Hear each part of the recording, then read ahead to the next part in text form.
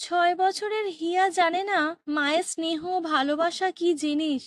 তবে সে এইটুকু জানে মা খুব মূল্যবান সম্পদ। আশ্রমের দিদিদের সাথে স্কুলে যেতে যেতে কতবার ফ্যাল ফ্যাল করে তাকিয়ে থেকেছে সন্তানের হাত ধরে, পরম মমতায় চুল ঠিক করে দিতে দিতে হেঁটে যাওয়া মায়েদের দিকে। কখনো দিদিরা বিরক্ত হয়ে বলেছে, হিয়া, রাস্তা দিয়ে যাওয়ার সময় এইভাবে অন্যমনস্ক হয়ে কি দেখছিস তুই? হিয়া অস্পষ্টে শুধু একটা কথাই বলেছে, মা দেখছি। দিদিরা বোঝে হিয়ার কষ্ট, তাই হাত ধরে সান্ত্বনা দিতে দিতে স্কুলে নিয়ে যায়।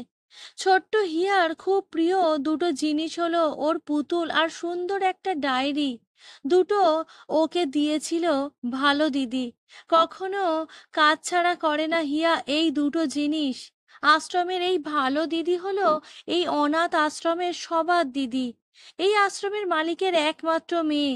প্রায়ই এসে এসে হিয়াদের সাথে সময় কাটায়। কখনো টিভিতে ভালো সিনেমা চালায়, আর মাঝে মাঝে ওদের জন্য আনে খেলনা কিংবা খাবার। আগে কেউ একজন ভালো দিদি বলে ডাকতো দিদিকে। তারপর থেকে দিদি সবার ভালো দিদি হয়ে গেছে। আশ্রমের সবার আবদার মেটানোর চেষ্টা করে দিদি। সবাই খুব ভালোবাসে দিদিকে। দিদির যখন কলেজের পরীক্ষা চলে, দিদি আসতে পারে না আশ্রমে, তখন সবার মন খুব খারাপ থাকে। এ আশ্রমের সবাই সবাইকে বেশ ভালোভাবে বোঝে। বড়রা ছোটদের স্নেহ মমতা দিয়ে আগলে রাখার চেষ্টা করে। এছাড়া সবাই নিয়ম মাফিক খাওয়া, প্রার্থনা, ঘুম, স্কুল যাওয়া এসব মেনে চলে। হিয়া এ আশ্রমে এসেছে ঠিক 6 বছর আগে। জন্মের পর এক অন্ধকার রাতে হিয়ার জায়গা হয়েছিল অন্ধকার গলির মধ্যে, নর্দমার পাশে। ছোট্ট হিয়া সেদিন অনেক কেঁদেছিল, কিন্তু মাকে পায়নি। শুনেছিল শুধু গলির মধ্যে দিয়ে যাওয়া রিকশার শব্দ আর কুকুরের ডাক। পরের দিন আলো ফুটলে সবাই ড্রেনের পাশে হিয়ার কাপড় জড়ানো ছোট্ট শরীরটা দেখতে পায়। পুলিশে খবর দেওয়া হলে পুলিশ এসে ঠান্ডায় কুঁকড়ে যাওয়া হিয়াকে নিয়ে গিয়ে চিকিৎসার ব্যবস্থা করে, আর সেই থেকে হিয়ার ঠিকানা হয় এই অনাথ আশ্রম। হিয়াকে ডেকে একদিন আশ্রমের ম্যাডাম বলেছিলেন, হিয়া, তোমার ডেট অফ বার্থটা লিখে রাখো খাতায়। হিয়া এর মানে জিজ্ঞেস করতে ম্যাডাম বলেছিলেন, তার মানে হলো ওই বছর ওই মাসের ওই নির্দিষ্ট দিনটাতে তুমি জন্মেছিলে। তারপর হিয়াকে আদর করে বলেছিলেন, তার মানে ওটা হলো তোমার জন্মদিন। হিয়া খুব খুশি এখন। হিয়াও তো জেনে গেছে ওর জন্মদিনটা। হিয়া দেখেছে স্কুলে অনেক বন্ধুরা জন্মদিনের দিন কেক কাটে, লজেন্স এসব সবাইকে সবাইকে দেয়, আর হিয়ারা তাদেরকে উইশ করে। এই সেবার হিয়ার সব বন্ধু আর হিয়াও তো গেছিল মিতিনের জন্মদিনে। আশ্রমে সবাইকে নিমন্ত্রণ করেছিল ওর মা। হিয়া দেখেছিল মিতিন কি সুন্দর একটা পোশাক পরে এসে মায়ের হাত ধরে কেক কাটলো, আর ওর মা ওকে কত আদর করলো, চুমু খেলো ওকে। হিয়া শুধু মিতিন আর ওর মাকে দু চোখ ভরে দেখেছিল, কেক খাওয়ার কথা ভুলে গিয়ে। হিয়ার হিসেব করে দেখেছে আর 3 মাস 2 দিন পর ওর জন্মদিন।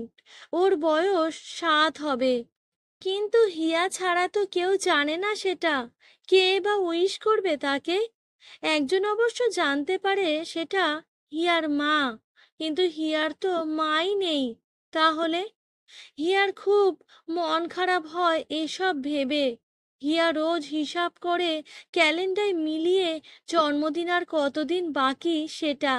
এইভাবে হিয়ার জন্মদিন চলে এলো। জন্মদিনের দিন হিয়া ঘুম থেকে উঠে একবার ক্যালেন্ডারটা মিলিয়ে নিল। হ্যাঁ, ঠিক আজই হিয়ার জন্মদিন।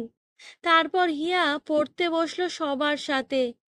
আজ আর পড়ায় মন বসছে না ওর। হিয়া নিজের ডায়েরি খুলে একটা কেকের ছবি আঁকলো। নিচে নিজেই লিখলো, হ্যাপি বার্থডে হিয়া, আজ তোমার জন্মদিন। হঠাৎ হিয়াকে স্নান করার জন্য ডাকা হলো। হিয়া উঠে যেতেই হিয়ার পাশে পড়তে বসা ওর থেকে 2 বছরের বড় প্রিয়াঙ্কার চোখ গেল হিয়ার ডায়েরির দিকে। প্রিয়াঙ্কা আস্তে আস্তে বলল, তার মানে আজ হিয়ার জন্মদিন? সবার মধ্যে ফিসফিস শব্দে শুরু হলো আলোচনা। কেউ বলল, আসতে বল, হিয়া যদি শুনে ফেলে। কেউ বলল, ভালো দিদিকে বলতে হবে আজ এলে। কিছু সময় পর সবাই মিলে চলে গেল স্কুলে। আশ্রম এখন প্রায় ফাঁকা। স্কুলে গিয়ে আজ হিয়া অন্যমনস্ক থাকার জন্য বকাও খেলো। মন নেই তার আজ ক্লাসে। ছুটির পরে ঘরে ফিরে মুখ হাত ধুয়ে হিয়া রোজ খেলে বন্ধুদের সাথে। আজ আর ইচ্ছে করছে না হিয়ার খেলতে। নিজের পুতুলটা নিয়ে চুপচাপ সে বসে সবার খেলা দেখছে। আজ অনেকেই খেলছে না। গেটের সামনে ভালো দিদির স্কুটিটা দাঁড় করানো মানে ভালো দিদি এসেছে, আসুক। আজ আর ঘরে যেতে ইচ্ছে করছে না হিয়ার। সন্ধে হয়ে আসছে। একটু পর বেল বাজলে খেলা শেষ করে পড়তে হবে সবার সাথে। হঠাৎ পিছন থেকে এক দিদির ডাক শুনে চমকে উঠল হিয়া। দিদি বলল, তোকে ভালো দিদি ডাকছে, ঘরে চল। হিয়া উঠে দাঁড়িয়ে দেখলো আজ ঘন্টা পড়ার আগেই মাঠ পুরো ফাঁকা। ঘরে ঢুকতেই দেখলো সারা ঘরে প্রচুর ভিড়। তাহলে কি আজ ভালো দিদি সবাইকে উপহার দেবে? দুটো দিদি হাত ধরে হিয়াকে নিয়ে দাঁড় করালো হিয়ার ছোট্ট খাটটার সামনে। এ কি দেখছে হিয়া? স্বপ্নের মতো লাগছে সব কিছু। পুরো ঘরটা বেলুন দিয়ে সাজানো। সামনের টেবিলে একটা সুন্দর কেক। সবাই আছে সেখানে। সবার মুখে হাসি। সবাই হিয়াকে হ্যাপি বার্থডে বলছে। হিয়ার তো খুব খুশি হওয়ার কথা, কিন্তু হিয়ার কোনো হাসি পাচ্ছে না এখন। খুশিতে লাফাতে ইচ্ছেও করছে না তো হিয়ার। পরিবর্তে ছোট্ট হিয়া হাউ মাউ করে কেঁদে উঠল আনন্দে। সবাই কত আদর করছে হিয়াকে, কেক খাওয়াচ্ছে। সারা আশ্রম জুড়ে হই হই কাণ্ড। ভালো দিদি আর অন্য দিদিরা হিয়াকে অনেক আদর করলো। রান্নার মাসি আজ চিকেন রান্না করছে, তার গন্ধ বেশ ভালোই পাওয়া যাচ্ছে। আজ চিকেনের সাথে সাথে সবাই পায়েস খেলো।